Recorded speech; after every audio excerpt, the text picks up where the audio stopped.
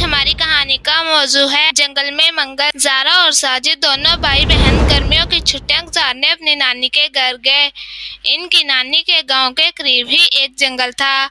دونوں جب رات کو سو رہے تھے تو انہوں نے محسوس کیا کہ باہر کچھ آوازیں آ رہی ہیں۔ دونوں باہر گئے تو انہوں نے دیکھا کہ ایک درخت پر الو بیٹھا تھا۔ باراسنگا اور لومڑی باتیں کر رہے تھے اور مختلف جانور ایک دوسرے کے ساتھ کھیل رہے تھے۔ سارے جانور ان دونوں کو دیکھنے لگے۔ لومڑی نے دونوں کو دیکھ کر کچھ پوچھا، کون ہو تم لوگ؟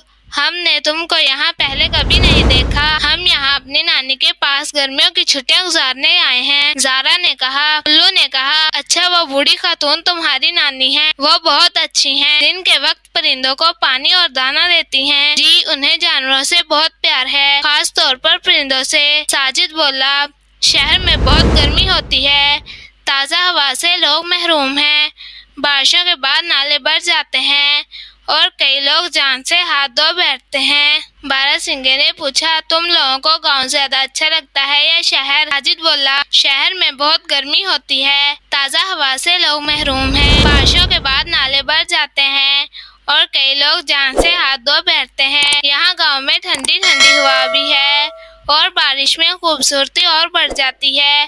باراسنگا بولا، تو جب شہر میں اتنے مسائل ہیں تو تم لوگ شہر کیوں نہیں چھوڑ دیتے؟ ہمارے والد کی نوکری شہر میں ہے۔ وہ بولا، اچھا، تو تم لوگ چھٹیوں میں تازہ ہوا کے مزے لینے آتے ہو۔ دیر تک جانوروں کے ساتھ باتیں کر کے دونوں نے جانوروں کو الوداع کہا۔